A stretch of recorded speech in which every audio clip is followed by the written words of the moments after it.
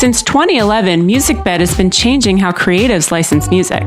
Their library is made up of more than 650 real indie musicians.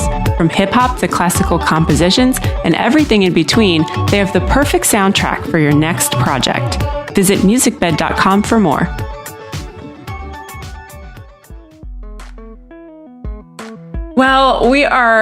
Well, I'm over the moon excited. Yeah, no, I'm really thrilled. I was like, do you think there's any way we could get Debbie Millman? Thank you. Thank you. I'm really honored. Thank you. Fantastic.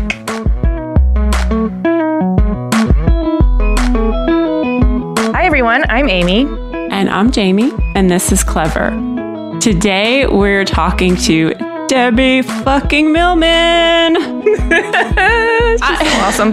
He is awesome. And so awesome that I don't even know where to start because this woman has done so much.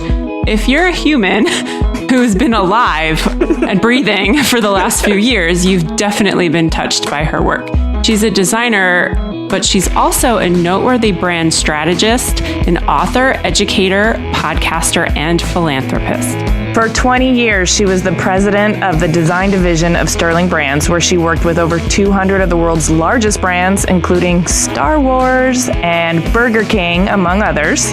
She's authored several books, including How to Think Like a Great Graphic Designer, Brand Thinking and Other Noble Pursuits, and she's published and exhibited her artwork and visual essays in magazines, books, and museums all over the globe. Plus, she co-founded the first graduate program in branding at the School of Visual Arts in New York. And she's a pioneering podcaster with her show Design Matters. Yeah, we would probably not be doing this podcast if it weren't for Debbie Millman. So thank you, Debbie. Yay! So this woman has heart, substance, wisdom for miles, and she's a powerful force for good in the world. So let's talk to Debbie Millman.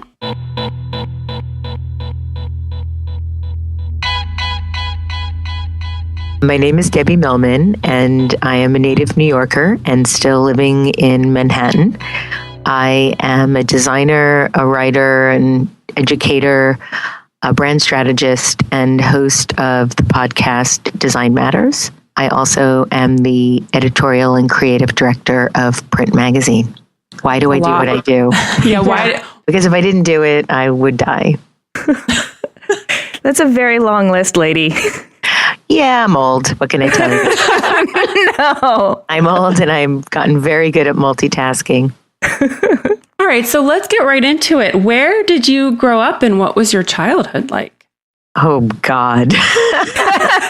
Did we open a can of worms? I can't wait to hear all of it. Oh, no, really? Okay, well, I'm a native New Yorker. As I said, I was born in Brooklyn, and I lived in Brooklyn for the first 2 years of my life. Then we moved to Howard Beach, Queens. I lived in Queens, New York for another 5 or so years. When I was in the third grade, my parents moved us to Staten Island, where my dad had bought his very own pharmacy.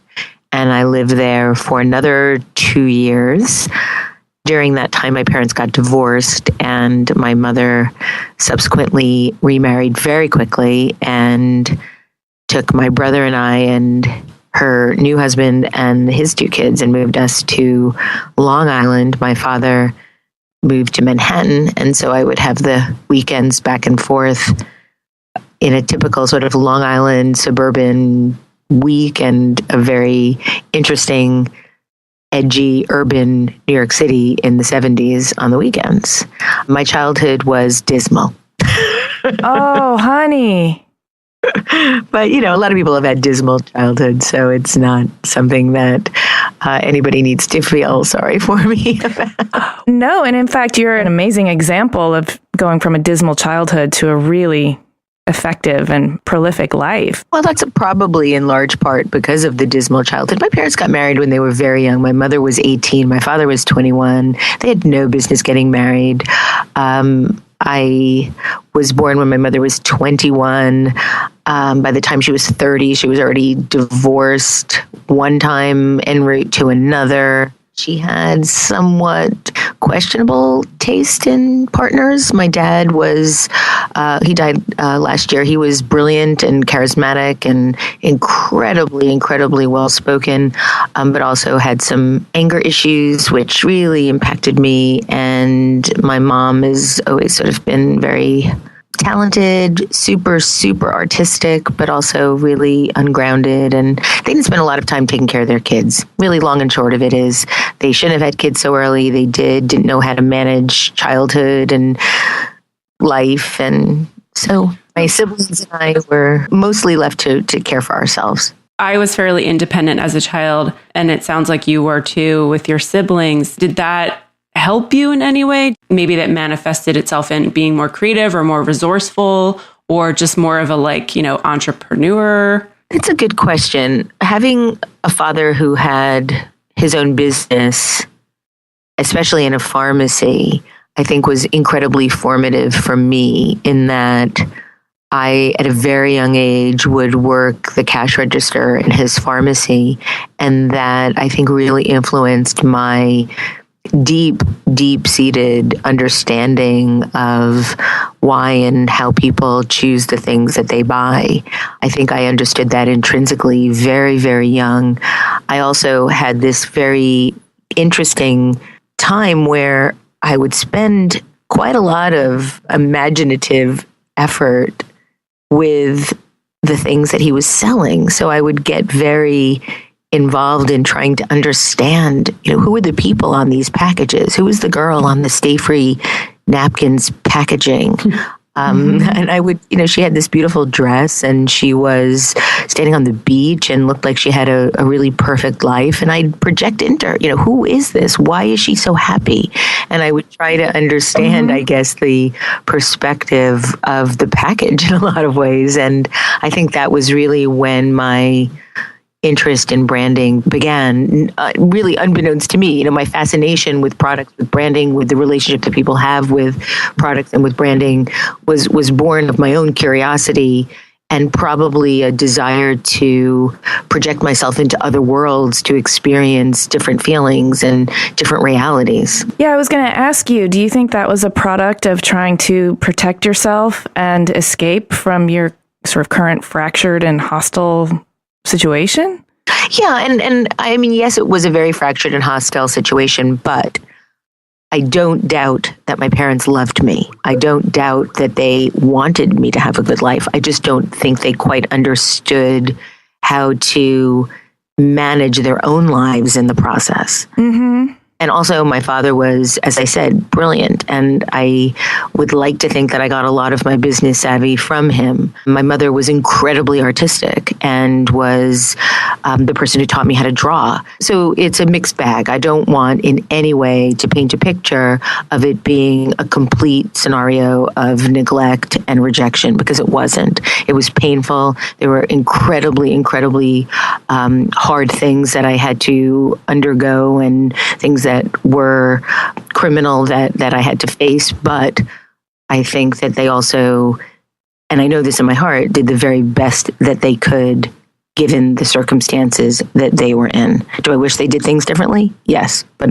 don't we always? Yeah, I mean, I think we can all kind of understand the pain of people who love you but don't have the tools to take care of you properly or to take care of their own lives. And I have the benefit of hindsight now in understanding that while it's taken decades to make sense of it all, I'm extremely grateful for where I am now in my life. And I think Seth Godin says it best when people ask him, what would he tell his 30-year-old self or what would he change? And he says nothing. He'd want to go through exactly the same thing again because it resulted in him being exactly who he is right now. And I feel similarly. Children are frequently, they don't have the coping skills yet. They're developing them as they grow up, and they're frequently sort of reaching out to connect with their parents in ways that are maybe fruitful or misguided.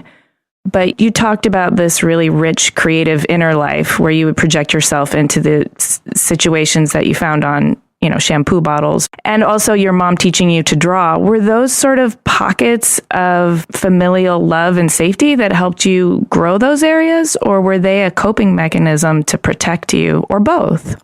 I think probably both. I can't begin to describe how endlessly fascinated I was by products, by brands. I was madly in love with Goody Barrettes.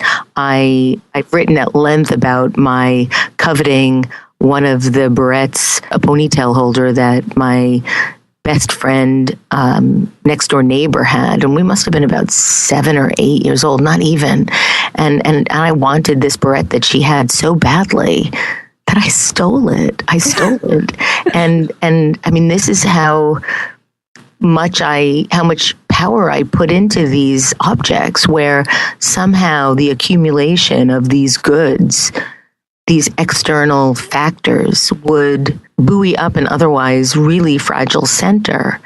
And I felt more beautiful, I felt more normal, I felt more acceptable if I had these things that somehow represented what I imagined happy, normal little girls had. Mm-hmm. And so I don't know that I was really stealing the ponytail holder. I think I was trying to steal some of the security that my friend Andrea felt in her family. I spent a lot of time next door in her house with her and her parents. And I think that it was a combination of wanting something that I couldn't have, but also associating what I couldn't have with something tangible that I could imagine owning. That's really interesting. Well, we can get to this later when we talk about your professional life, but because you don't just design pretty campaigns to sell products, you really do get into the psychology of what they mean to people. And Jamie and I are big fans of sort of interpreting the objects that we surround ourselves with as an external truth of what lies within. Oh, yeah. I mean, when I was in 7th grade was probably one of the most violently brutal times of my life. My stepfather was criminal and treated me very, very badly, very, very violently, and very abusively. And I, at the time, became obsessed with Levi's and Lacoste. And we did not have a lot of money. And I desperately wanted the uniform that everybody was wearing at school. Mm-hmm. And I wanted a pair of Levi's and I wanted a Lacoste polo shirt. And I remember begging my mother for them. And she was also a seamstress, and her response to these ridiculously overpriced things that she felt were not worth the money was to sew a little red tag on the back pocket of one of my existing pairs of what she called dungarees, and then going to the Lee Ward's craft store to find some sort of embroidered emblem that she could hot glue to my polo shirt. I don't think she understood at the time that for me, that would be worse. That would be worse. Actually having something that was a replica of the real thing was worse than not having the real thing. And she finally relented, and I think for the holidays ended up buying me a pair of Levi's that she found. She must have found them in like a triple markdown bin at the local mall. They were lime green corduroy bell bottoms. And I wore them every day. I wore them every day because somehow I thought, and despite the fact that they were lime green, despite the fact that they were corduroy, and despite the fact that they were bell bottoms, I felt that just appearing more normal, appearing more like everybody else, that meant that I was. And those things at the time, at least temporarily, because that's all brands really can do is temporarily give you the fix, gave me a sense of confidence, of security. Do you think even back then you were kind of doing the fake it till you make it thing? No, I don't think I was doing the fake it till I make it. First of all, I wouldn't have even known that I could ever have become anything. I was doing whatever I could to pretend that I was okay, and to let myself somehow imagine the possibility that I could be just like everybody else on the outside. Nobody would need to know my interior life if I looked just like everybody else on the outside. That's also what's given me great, great insight into the limitations that brands have in our lives.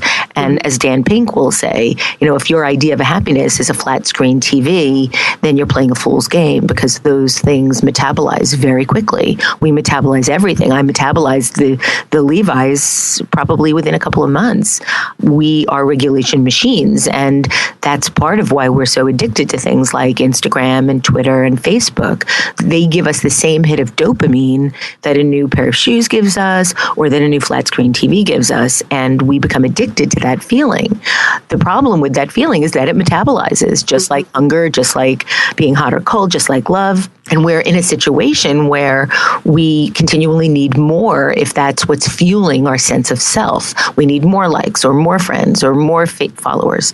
And that's part of the conundrum that we're living in today about using these external devices or external brands to persuade ourselves that we're acceptable or liked or loved. This is really interesting. I'm thinking a lot about this and a lot about my childhood and my relationship with brands, but also thinking like, you know, sometimes these things can be really positive things in our lives, like really help us get through times that are difficult. But then on the flip side, you could get into this, you know, situation where you're constantly needing to acquire something or needing some sort of external confirmation to make yourself feel better. It's a rocky road. You could go down either path.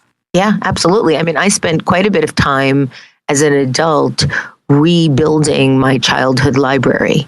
Actually, I'm at the point now where I have most of the books that impacted me as I was growing up. And I spent a lot of time reading, and that was probably some of my happiest times.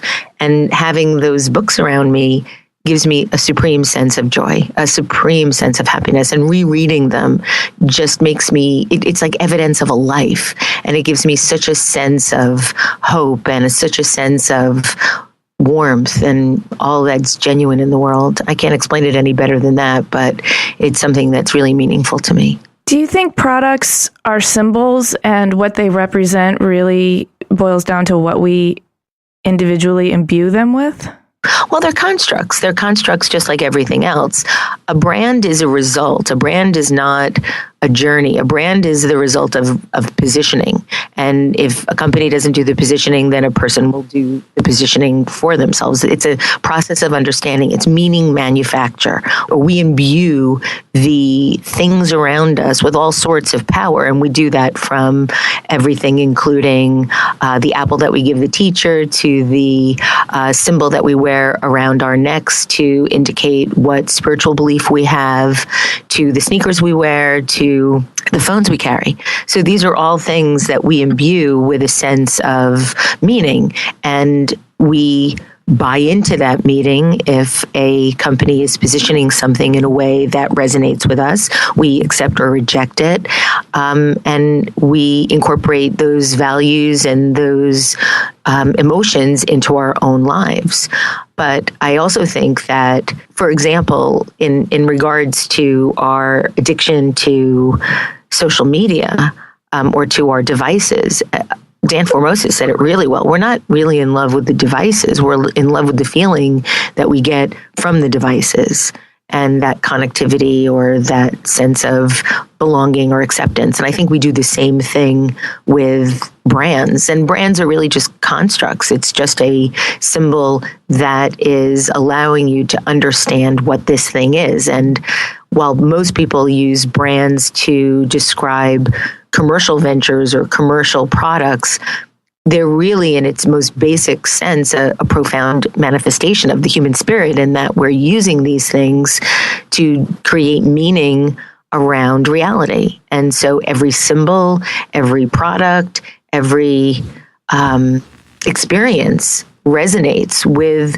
a series of chemical reactions in our brains that allow us to perceive them. And that construction is what ultimately results in brands. This is fascinating. It's so fascinating. I do want to bring it back to Debbie Millman, yourself. See how well deftly I avoided that? Yes. Well, I mean, you did lay something kind of heavy on us. You talked about the 7th grade being incredibly abusive at the hands of your stepfather. We'll transition from that pretty quickly. I don't need you to relive that for us, but I do wonder, in the course of your development, was that the most trying episode of your life, or was it the subsequent, having to sort through that and make sense of that trauma? Big time trauma like that actually takes decades to process.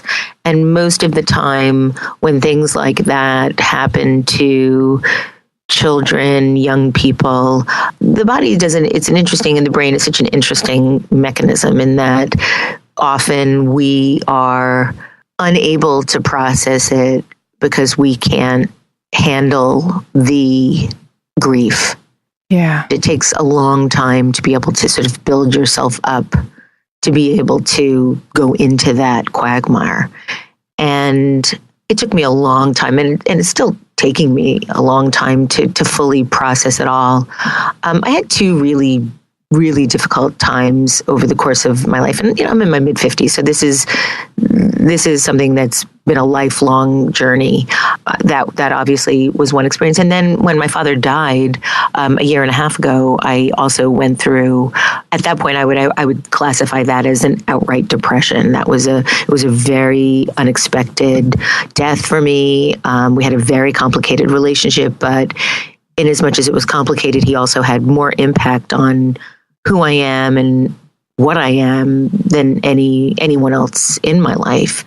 And so that was something that really shook me to the core. And I also went through a number of other experiences right around that time, moving and a breakup and a whole number of different things that really catapulted me into a time of reckoning. But I was able to manage through that, and as painful as it was, and I really call it in many ways a shattering of my life at that point, the subsequent rebuild is so much stronger and so much less anxious. Oh, that gives me so much hope. That's amazing to hear. And I do think sometimes when a structure is built on a foundation that's starting to crumble over time, shattering is what needs to happen in order to rebuild it. I approach the origins of our reality more from a scientific perspective than necessarily a spiritual perspective. But there are moments when I really feel like the universe is telling you something. And if you're unwilling to face certain things, you result in having to. And I probably giving away way too much power to the universe, but all that being said, I definitely feel like the universe was sort of forcing me to face things that I had spent a good amount of my life really not facing. But you can only say these things in retrospect. I said this to Tim Ferriss on his podcast. Making decisions are only really difficult when you're in the process of making them. Afterward, everything seems like, oh, that makes sense now.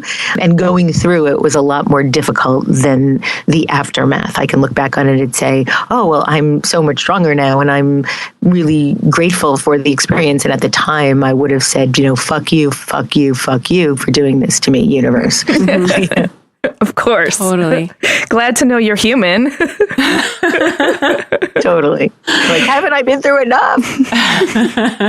So I want to ask you, and this can kind of transition us into your work, but it sounds like a lot of the work that you have done has really helped contribute to realizations in your life about how you were coping with things as a child. Was there any point in this journey where you had like a couple of aha moments where you just felt like, oh, this is a breakthrough? Like, now that I figured this out, I know why I did X, Y, and Z. I have such an issue with the whole aha thing, because I think ahas are just the culmination of a process. Mm-hmm. So I don't know. There are moments of clarity that I have about certain constructs that I tell myself, things that I believe very much to be true, and then something will happen. I'll have an experience, and then I realize what a fool I was, and that's just, total crap. One of the things that I talk a lot about is the notion of busyness, and how people tend to use busy as a badge, and it seems to be a moment of pride when you can tell people that you're too busy. And I say busy is a decision, that we do the things that we want to do. If you say you're too busy to do something, then chances are it's because you don't want to do it enough, and it's just not a priority. And that was a real aha moment for me. So now whenever I feel like I'm too busy to take something else on or to do something, I have to face the fact that it's just not something I want to do enough. So I'm unwilling to make that sacrifice, or unwilling to put in that time, or unwilling to turn off Law & Order SVU in order to do it. There's so many things that we tell ourselves. And that's one of the things that I think we tell ourselves, which is, oh, I'm too busy, I can't do it. With students will say, I'm too busy, I didn't get a chance to do the homework. I'm like, really? Well, stop watching Game of Thrones so much, and then you can do your homework. So that's one, I guess, big aha moment. And then another aha moment that I guess I had recently, and this was, I think, last year, and I was just talking to Seth Godin about this on my podcast last week, about the notion of self-reliance. And part of something that I've learned over the years was revealed to me I've always been somebody that needed to save for a rainy day, or have enough for a rainy day, or to make sure that there's always this extra bit over here in case we run out. I've always been afraid of running out. This was going to be my last chance to do something. This was going to be my last chance for love, my last chance for happiness, my last opportunity to write a book, my last chance to go to X country to speak, whatever. I've learned that part of that has been my own lack of belief in being able to rely on myself, and that I was looking to these outside things to give me a sense of self and a sense of credibility or importance. And the moment that you realize that you can depend on yourself for whatever it is, I think there's a sense of freedom in terms of not feeling so dependent on other things to create meaning or purpose for oneself. Does that make sense? Yeah. Yes. I'm not there yet. Oh, I don't know that I'm there. I had one moment of it 3 months ago. I'm waiting for another one to happen. What does that feel like? I mean, does it put more pressure on you prioritizing things, or does the prioritizing of your decisions come more naturally and more gracefully because you're aware of that? Another really good question. I'm not familiar enough with the feeling to be able to go back in and re-engineer it. And it was just a moment. Really was. It was, I guess that's call an aha moment. There was an aha moment for you. It was like, oh, wow. But I remember it, and it's an aspiration to hold it, to feel it. And so I do have optimism about realizing that state again. It was sort of like okay as is second. Hey everyone, we've got to take a break for some sponsor messages, but we'll be right back. This quick break is brought to you by our friends at MusicBed. Here's Still Good from Utah, just one of hundreds of great artists in their extensive roster.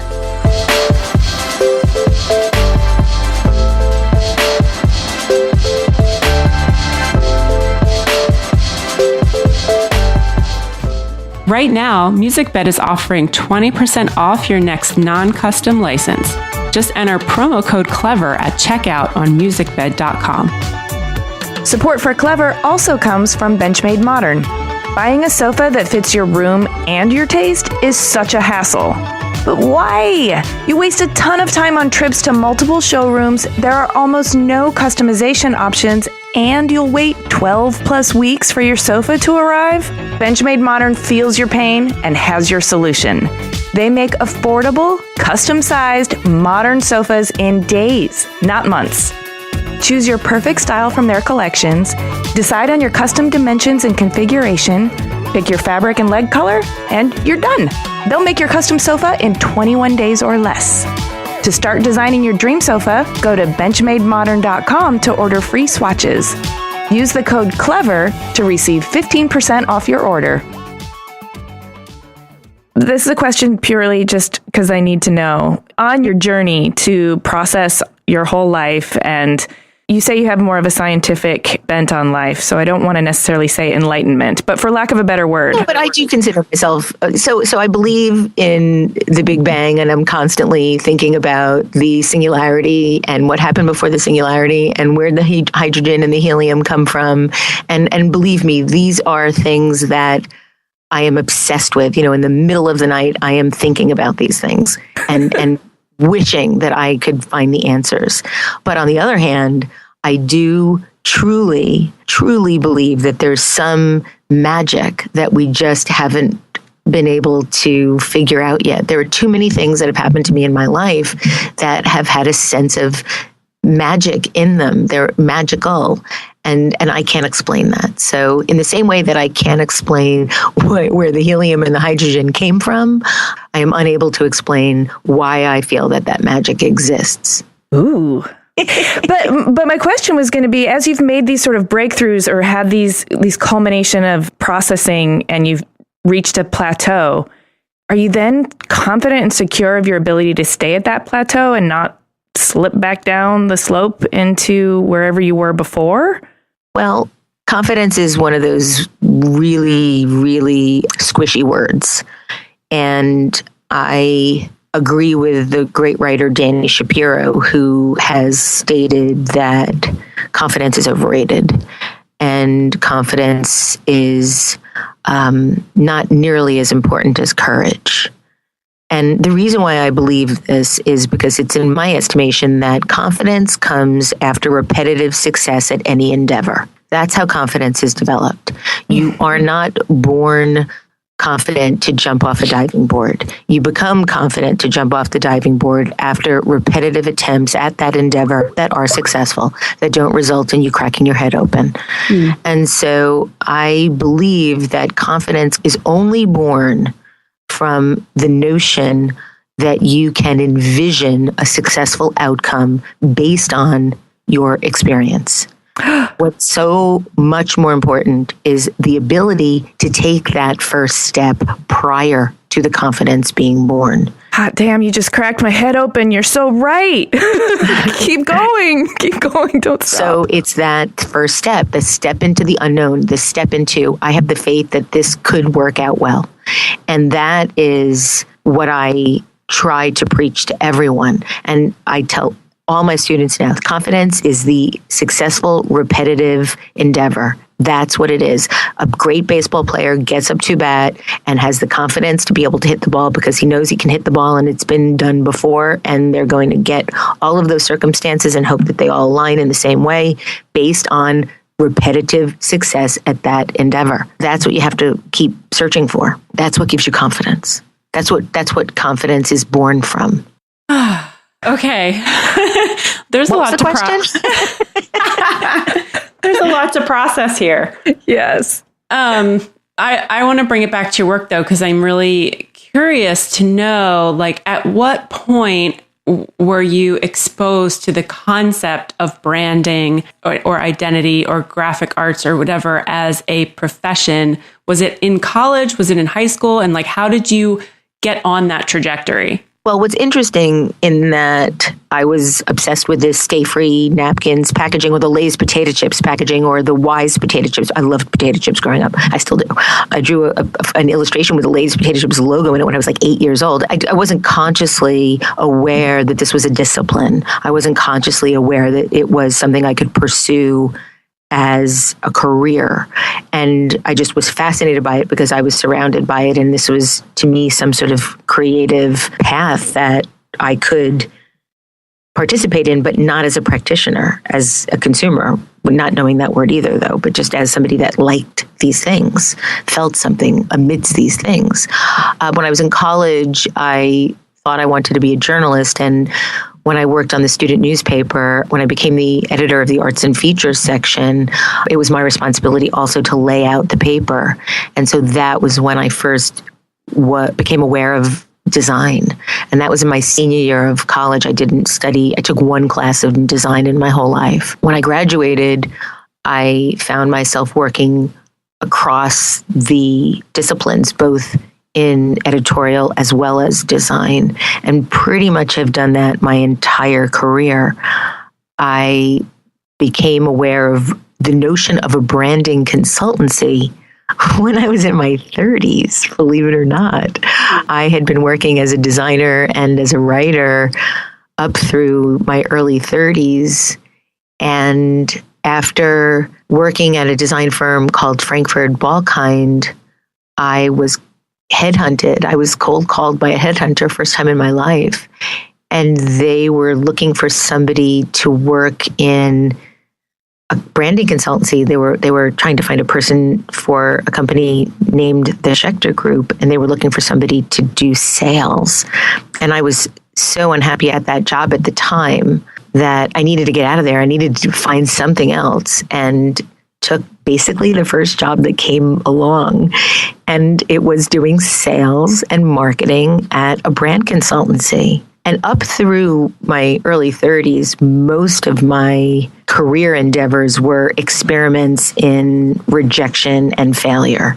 They were not things that I was terribly proud of, nor was getting this particular job, because it was really at a moment of desperation when I just needed anything to be able to get a paycheck to pay my rent. What I very quickly found out was, because of my intrinsic understanding of branding that was born probably when I was standing in the aisle looking at the Stayfree packaging, I don't know if it was an innate talent. I don't know if it was just a natural talent. I don't know. I was good at it. I was really good at it. And I seemed to have this ability to tap into the emotions of people as they're making their choices about what to put in their supermarket cart. It's a very unusual talent. And so that's how my career in branding was born. It was almost like putting on a pair of sneakers and running around a track and realizing you can run fast, never having run before. And it was exactly like that. It was like, oh my God, I'm good at something.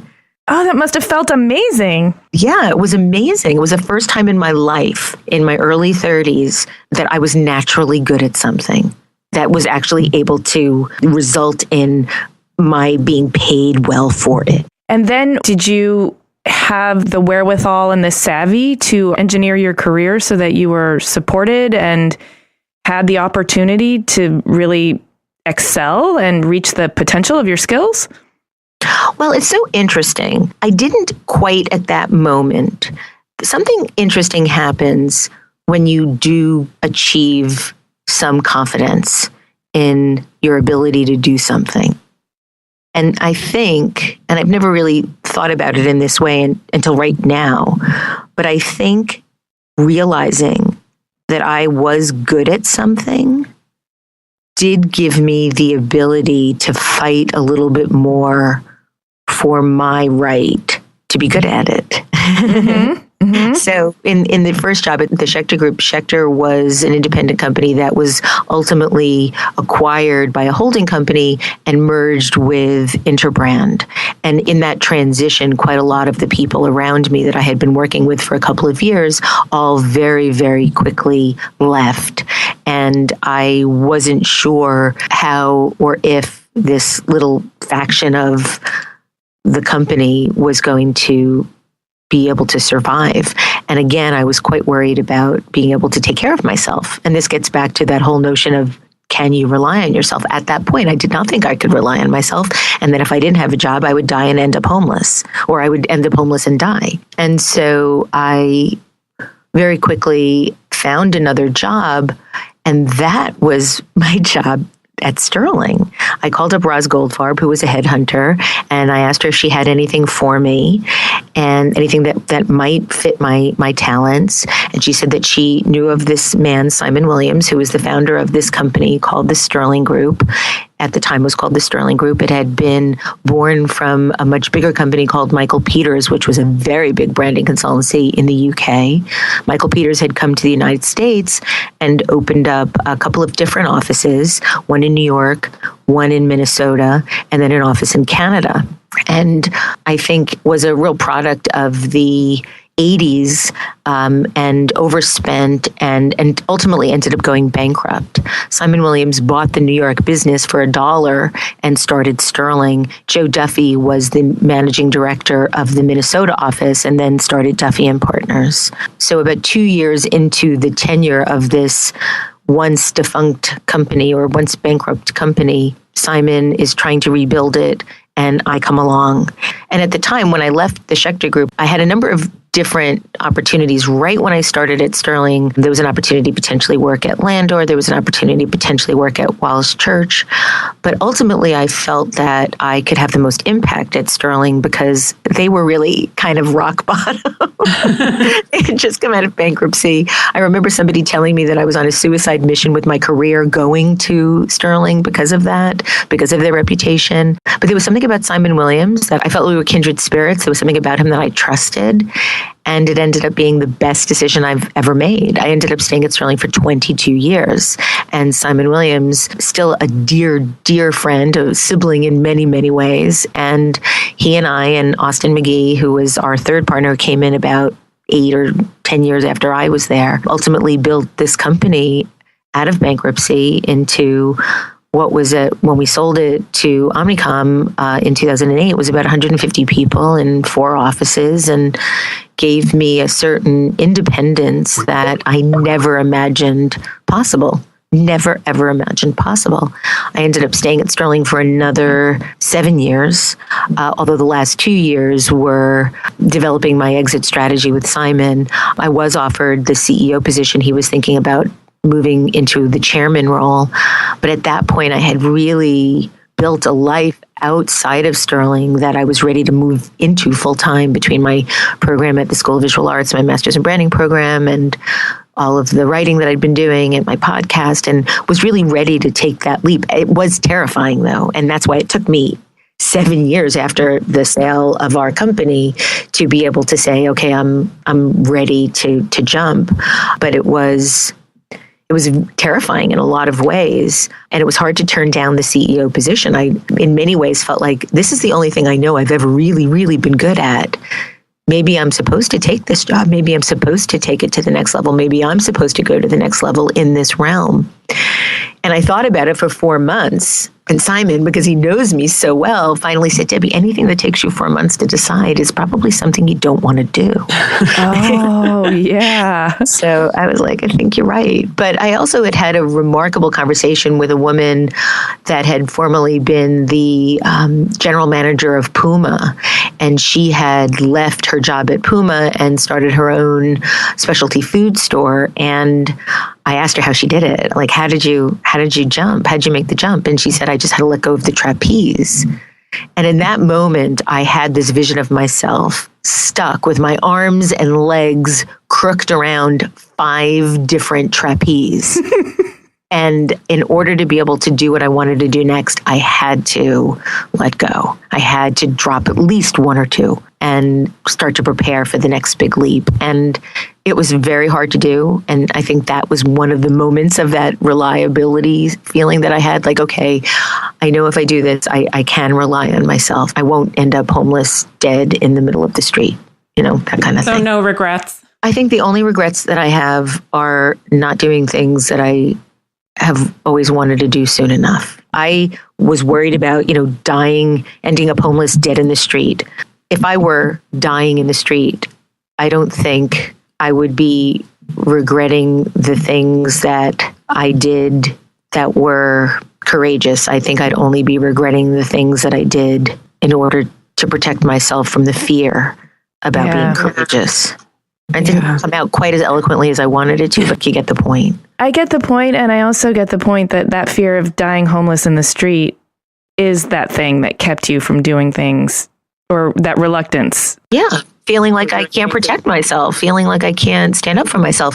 And so in that time at Sterling and working with Simon for 20-something years, we really learned how to work together. It was one of the most successful relationships of my life. And I don't mean personal relationship. It was an entirely professional relationship. But we learned how to compromise. We learned how to navigate conflict. We learned how to disagree without fighting. We learned how to trust each other. And I will never, ever, ever regret staying for as long as I did in order to achieve that type of working relationship with someone. I'm listening to you talk, and I'm I'm enraptured, enchanted, enthralled, but mostly I'm getting the sense that I think your students might get. You have a kind of patience, you're an excellent listener, but you've also thought through your theses so carefully that you know how to express them in a way that somebody else will get it. And so I feel like you're a natural, maybe not natural born educator. Maybe you've really figured out how to be an educator through your own learning process. But I'm wondering, is that something that fueled your desire to create this program at SVA? I think sometimes we're thwarted by our own ability to imagine what is possible for our futures. And I never imagined even being capable or talented enough to be able to do something like this. My master's in branding program really began because Steve Heller, who had been developing new graduate programs at the School of Visual Arts and had a super successful master's program in design and designer as entrepreneur, approached me in 2007 and asked me if I would be interested in starting a master's program in branding. And I was astounded. I'm still astounded in Steve's ability to make things happen and transform people's lives. And at that point, I knew that we were getting ready for the acquisition while I was at Sterling. This was the year before. And I thought, oh my God, this timing might work out just great because we're going to be selling the company. We'll have a couple of years where we have to have what is called an earn out, where you have to continue working with the company to ensure its long-term success, even without you. And thought the timing would be perfect. So I started doing this program and created it as a night program for working professionals mostly, so me, the working professional, could teach. It turned out it works really well because so many working professionals can do a program like this and not have to give up working. I had been teaching undergraduate education for about 3 years before, also at the School of Visual Arts. And that class was about, and is still, because I still teach it, I teach it to seniors, it's about how to get a job when you graduate. And so because I had gone through all of my own, as I said, experiments and failure and rejection and machinations and trying to make something happen for myself, it was very easy for me to help students recalibrate what their own expectations are as they're about to graduate, because that's precisely the moment that people begin compromising and people begin thinking, oh, I'm not really good enough to do that, so I'll do that instead, when they're editing their own possibilities before they're even possible. So that class gave me quite a lot of, and still gives me quite a lot of joy, because I see so many students come out of that class really willing to take a chance on their own greatness. And I love being able to help do that. The branding program is something, as I said, I never imagined, but because I do love teaching so much, it's created this ability for me to, what I hope, influence the whole discipline of branding and move it away from a purely commercial endeavor and give people the notion that branding, as I said, is this manifestation of the human experience, and the condition of brands reflect the condition of our culture. What's so exciting for me now to see in branding, so to speak, are things like Black Lives Matter, because we're then, as a culture, creating this construct that turns into a movement that has nothing to do with any kind of commercial outcome. This is a cultural outcome. Right. This is changing the world, and it's done through creating an intellectual construct that we see as a brand, so to speak. A brand is, as I said, just meaning manufacture. And so we're manufacturing meaning around this that we then can use to communicate, that we can use to change. And Seth Godin was at a conference that my students put on a couple of months ago about politics and branding, and he said something profound. He said, government doesn't make culture, culture makes government. And if, as I do, you believe that the condition of brands reflects the condition of our culture, then the condition of our brands influences the condition of our government.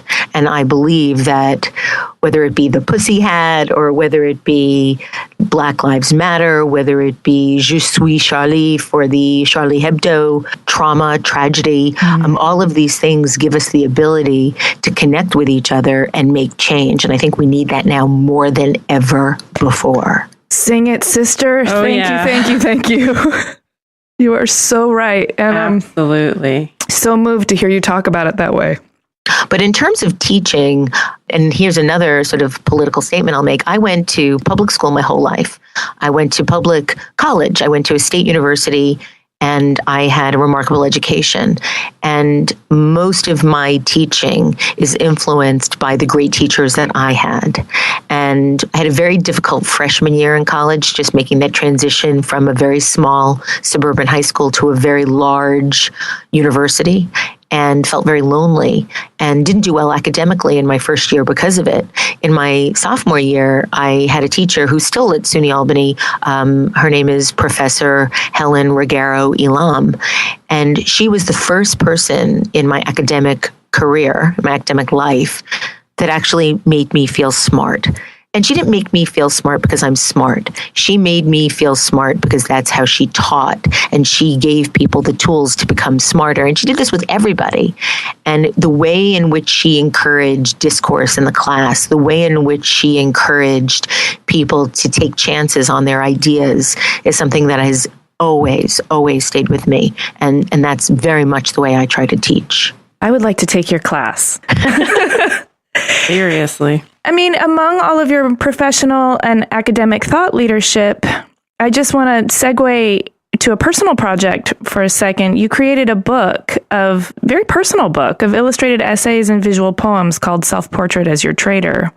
Yes. And I'm impressed with the courage and vulnerability you must have embraced in order to put a piece like this out. And I want you to talk about the work and your process and what you had to summon up from within in order to feel like you could put this out in the world. Well, I took a class with Milton Glaser in 2005 at the School of Visual Arts. He was teaching summer intensives for many decades. And I applied to his summer intensive in 2005. And one of the exercises in the class, and I've talked about this at length on Tim Ferriss's podcast for anybody that really wants to hear more about this specific exercise. One of the exercises in the class was to write a 5-year plan. What would your life look like in 5 years if you could have anything in the world that you wanted? And so I wrote this essay, and I also, because I'm a bit OCD, I wrote a list.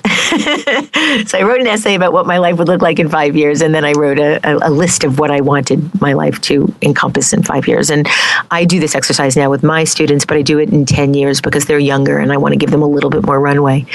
But I did it for 5 years, and I put all of these really grandiose goals, and one of them was to have a book of illustrated essays. Now, I hadn't been doing illustrated essays at that point for quite some time. I had given up quite a lot of my artwork and my pursuit doing art when I really started to take my career at Sterling very seriously and didn't make the time to do the artwork. And so this was my way of telling myself I want to start doing this again, and I want to do it well enough to be able to publish a book someday. And I took this essay very, very seriously. And about a year later, I did a sample visual essay based on one of the monologues I had written at the beginning of Design Matters, back when the show first had those little stories I used to tell. And I sent it off to a woman who I knew at F&W Media, who I thought would be possibly open to seeing something like this. Didn't hear back. But 6 weeks later, I thought, well, maybe I'll ping her again and see if she got it and see what she says, because she hasn't said no yet, so maybe it's still something she's considering. When I sent her the email, she responded and said she'd never gotten anything from me, and could I please send it again? I'm not surprised, because this visual essay was quite a large file, so who knows where it might have gone. So I sent it to her again, and she saw it and got it and responded that she would present it to her editorial board, but it was generally the kind of book that F&W Media was doing. F&W is the publisher of Print Magazine and How Magazine, and they also have an imprint for books. And so she went and presented it to the editorial board, and she came back a couple of weeks later and said, well, they've accepted it. They'll do it. And I wrote her back and said, that's a miracle. And she was like, yes, Debbie, it really is. So I did this book. And I was really at the time quite rusty in my ability to do these essays. I hadn't been doing them regularly for a long time. And so what happens when you start doing something again, you have to build up the muscles. And so I was building up my muscles, and as I did each essay, every one I'd like more than the one before. So then I'd go back and do them over. And so finally F&W had to cut me off, and they were like, okay, the book is done. This is it. No more changes. And it went to press, and I was really, really worried that the muscle that I had built up at that point, I'd lose if I didn't keep making visual essays. And so I asked Print Magazine, who I'd been doing a regular column for print in the magazine. I asked them if I could post visual essays every month because I wanted to keep my chops. So they didn't have to pay me, just give me, I have this deadline. I'm just going to put up what I do. And would they be willing to let me do that? And they were like, sure, absolutely. So I started to do that, and after 3 years, I was fanatical about this. I put a deadline in my head, and I was like, I need to do this. I have to do this. I have to do my essay. I have to do my essay. And so I did. After 3 years, 36 of these things. And then the then publisher of print, came to me and said, let's do another book. And I was like, okay. And that's how it all happened. Almost all of those essays, except the last one, which was done just because I was finishing the book. All of those essays were done as a way to keep doing visual essays. And that's how Self-Portrait happened. I love it. In terms of the vulnerability, it's sort of like I said, the same concept of making decisions. Making decisions are hard in the process of making them. Once you've made them, they're not as hard. Thinking about revealing something that makes you feel vulnerable is only hard in the moments leading up to it actually happening. Once it's done, you're like, what was I so worried about? What was I so afraid of? It is what it is. So you don't still have pangs of like knowing that book is out there in the world floating around, revealing your inner self to total strangers? No. Awesome. In a word. I want to ask you, like, was there a cathartic value to creating this work? I guess so. It's not like running a marathon or doing any kind of physical endeavor and then like, whew, I'm done, yay, and feeling sort of accomplished. I think it was satisfying. It's always really satisfying for me to make things. Mm-hmm. I have found in my life that I am happiest when I'm making things, when I'm doing things with my hands, when I'm constructing things, when I'm making a podcast, when I'm making a lesson plan, when I'm making art, when I'm writing, anything that requires the imagination, anything that requires connectivity gives me enormous amounts of joy. And having that effort culminate in something tangible feels really special. Yeah. I can relate to that. Yeah, I mean, speaking of that, you're very prolific. I mean, between the essays and all the other things that you do, I mean, that long list you rattled off at the beginning of this is overwhelming. As someone who also makes art, I sometimes struggle with keeping my tank fueled and being creative and just getting it out. Or do you ever struggle with that because you are doing so much? How do you keep fueled to keep going? I struggle with doing things well. I've been doing more work on canvas lately, and it is a street fight. I have had a lot of challenges making things that I think have any value at all. I don't mean financial value, I just mean artistic value.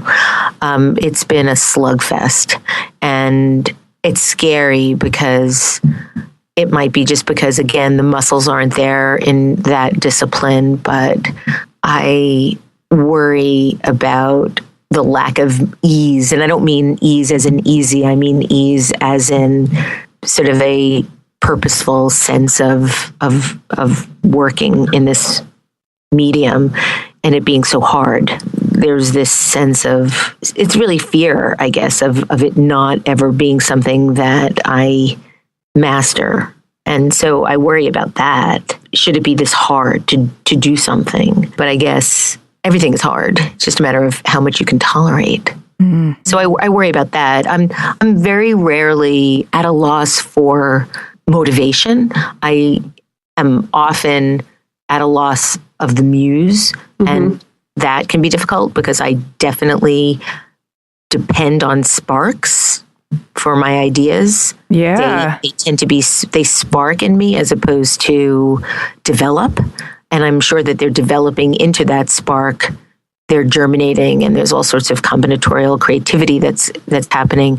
But most of my ideas come while I'm walking and get the spark. And so I sometimes get frustrated because I'm waiting the idea, and I'm thinking and I'm thinking and I'm thinking and I'm expecting a spark to come because I've been rubbing those damn twigs together for like a week, and where is the spark? And I worry about that, but usually they come, usually.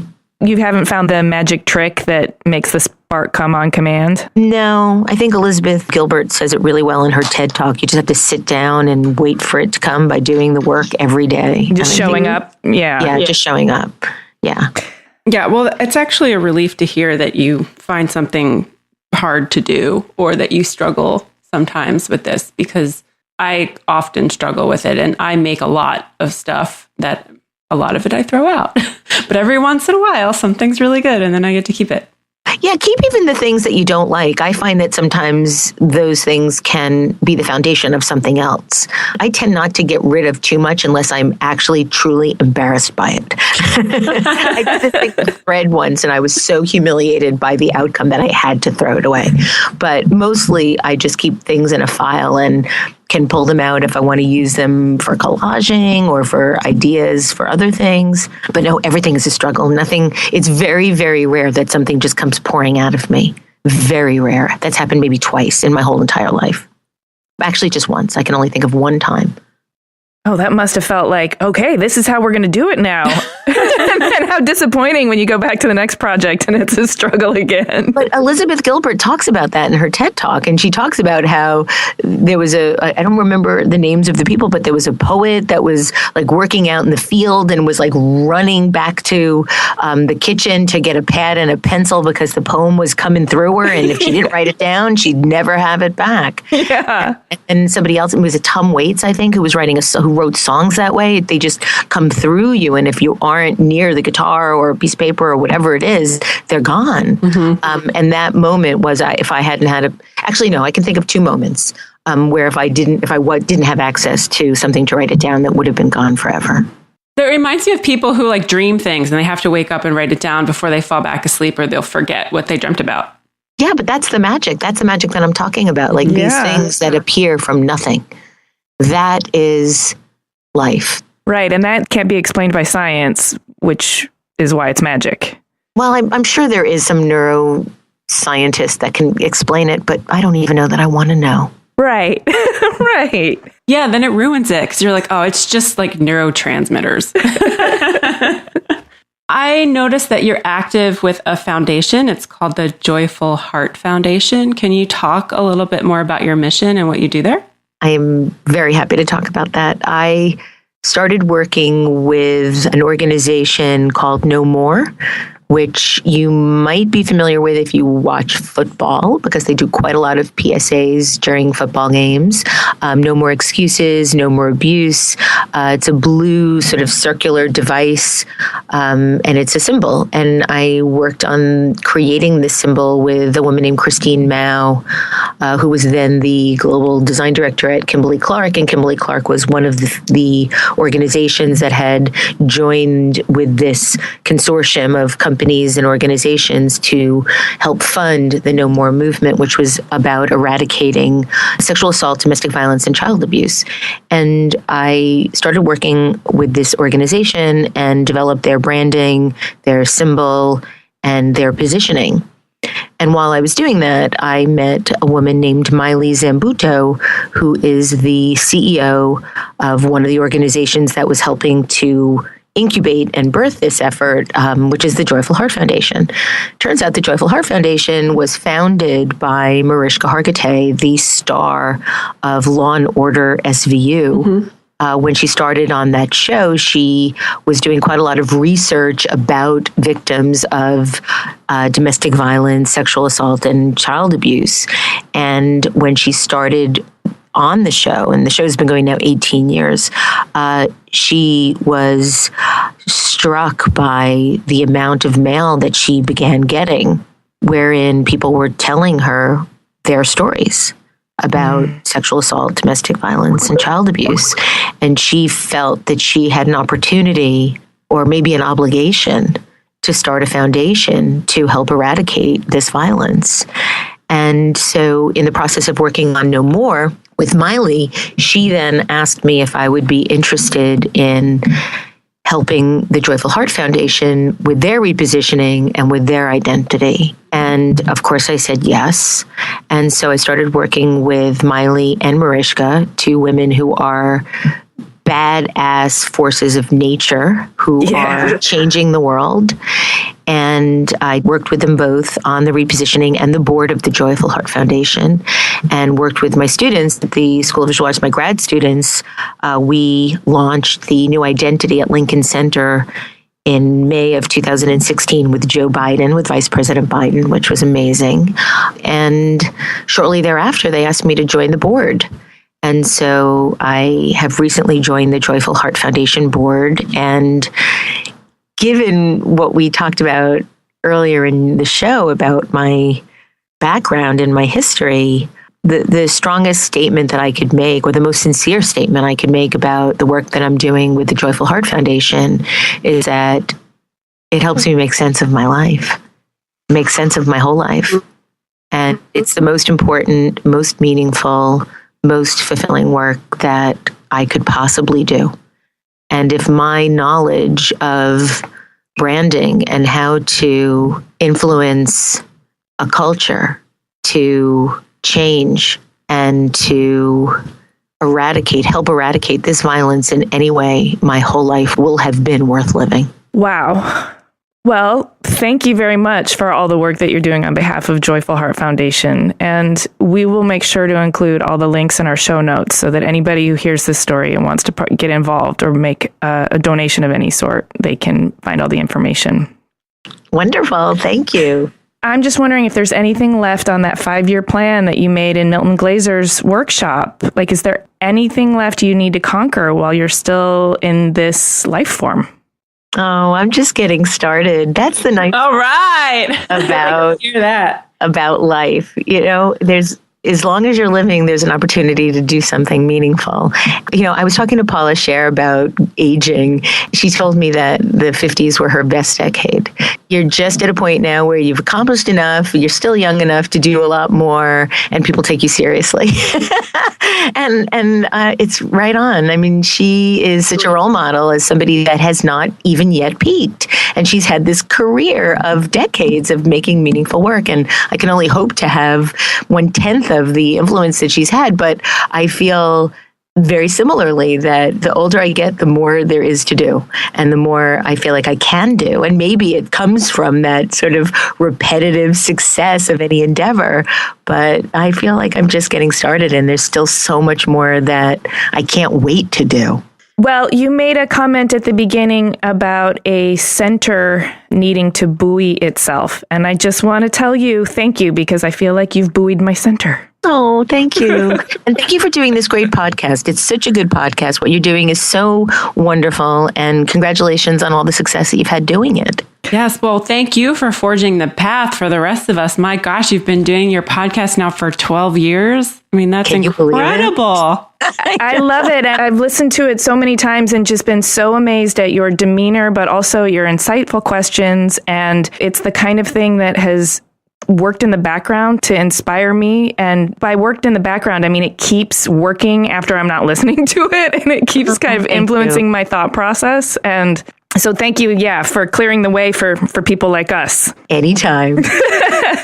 So where can listeners find you on the web, on social media? Pretty much at Debbie Millman, DebbieMillman.com, and Design Matters on iTunes and on Design Observer and sva.edu. Thank you so much for your time, Debbie. Yeah, we really appreciate it. Thank you, Jamie. Thank you, Amy.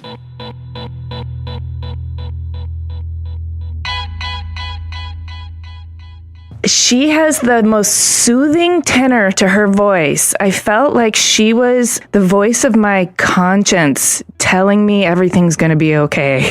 I was thinking about that too. And as she was talking, I felt like I saw parallels with her life and your life. Mine, really? Yeah, except I feel like she's further down the path. Oh, for sure. Because she talked about I'm getting deep here, Amy. Okay. So she's talked about her fear of relying on herself. And she was afraid she would end up homeless. And I was like, Amy, has a fear of ending up homeless. And I wonder if it's because she doesn't rely on herself. Believe me, that was resonating with me really hardcore when she was saying that. And I have been recently really checking in on all of those fears and figuring out like how they're holding me back or how they're helping me. Mostly they're just holding me back. And so I did feel like that was very much a parallel. What resonated the most with me was her idea of courage versus confidence, because I have a lot of confidence in myself for a lot of different things that I do now, but I have a lot of fear for other things. And so I think it's about developing that courage to grow and to take those first steps. And then you become confident, but it's really the courage that you need to develop. And that's most important in that relationship. Yeah, I think her painting a picture of letting go of the trapeze was really, really powerful. Oh my God, when she said that, I was like, how many limbs do I have? Because I feel like I've got 10 trapeze that I'm holding on to, and I only have 4 limbs, and I don't know how this is working. I'm like an octopus, like 8 arms, 8 trapeze. Oh my gosh. Yeah. I think it's a protection mechanism. We think if we can sort of feather the nest with as many things that we're confident with, right, then we can afford to fail at a few of them and we'll still be okay. But I think what she was saying about letting go of the trapeze is that some of those things are suffering if you don't put your full energy into them. Right. And then there's also the sense of like you won't grow until you can get out of your... I mean, it's cliche, but it's like a comfort zone, right? Where you become confident, you become almost complacent because you're surrounded by things that you're familiar with. Yeah. And the unknown is terrifying. Mm-hmm. So you don't know what's going to happen when you let go, but you have to have the the courage to let go and then, take the next step. I'm going to go a step farther and say that maybe even by the time you're in your 50s, you can develop the confidence of repeated tasks, not because you're doing the same thing each time, but because you've had the courage to take different steps enough in your life and been okay, that you can develop the confidence to be courageous. Did I just get super meta? Yeah. It's like, what came first, the chicken or the egg? I don't know. But I do worry about aging, and she made me feel so excited to be a woman in my 50s. I can't wait. I know. I'm like, 50 is the new 30. I'm so excited. I know. And I think when we're young, we have this really stupid and ridiculous idea of older people as being past their prime or overripe or stuck in their ways. And it doesn't have to be that way. And we also think of them as irrelevant because we think they're not as hip. But think of how much power you have when you have all that experience at your disposal and people take you seriously and you can get shit done. And she's doing such meaningful work. And she's finally able to really, I think, enjoy how it's impacting the world because it's making sense to her why she had to go through all those hardships. Yeah, and she's able to channel all of that energy into something totally positive, which not everybody can do. Well, and it sounds like it takes work, which also makes me feel better because, I don't know, I don't trust those people where they're just like, it comes naturally. I don't believe them. I know, I was really relieved when she was like, it's hard to be creative. I'm like, oh, okay. Then I'm not doing it wrong. It's not just me. Yeah. Well, she's a delight. It's very much so. What a delight. Yeah. Mm-hmm. So now I'm going to go back and re-listen to all of her podcasts. I think I want to play it while I sleep too. I just want that ultra suede voice just like massaging my brain as I dream. Subconsciously influencing you. Hey everyone, thanks for listening. Please do us a favor. If you haven't listened to Debbie's podcast, Design Matters, you should absolutely go and check it out right now. And please subscribe to Clever on iTunes, Radio Public, Stitcher, SoundCloud, or wherever you get your podcasts. And sign up for our newsletter, read the show notes, and see images of Debbie's work at cleverpodcast.com. Yes, and connect with us on Twitter, Instagram, and Facebook at Clever Podcast. We always love to hear from you. This episode of Clever was edited by Chris Modl of Yore Studio with music by L1011.